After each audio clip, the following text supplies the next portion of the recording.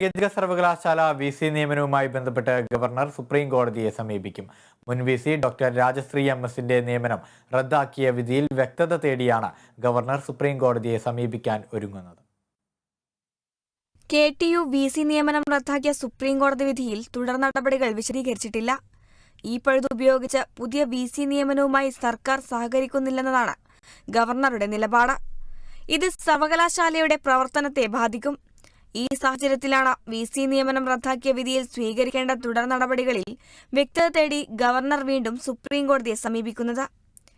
KTU VC നിയമനം റദ്ദാക്കിയതിനെതിരെ സംസ്ഥാന സർക്കാർ നൽകിയ പുനഃപരിശോധനാ ഹർജി കഴിഞ്ഞ ദിവസം ജസ്റ്റിസുമായി MR ഷാ, CT രവികുമാർ എന്നിവരുടെ ബെഞ്ച് തള്ളിയിരുന്നു. ഇതിന് പിന്നാലെയാണ് ഗവർണറുടെ പുതിയ നീക്കം. ഗവർണർക്കായി അറ്റോർണി ജനറൽ R വെങ്കിട്ടരമണി ഹാജരാകുമെന്നാണ് റിപ്പോർട്ട്.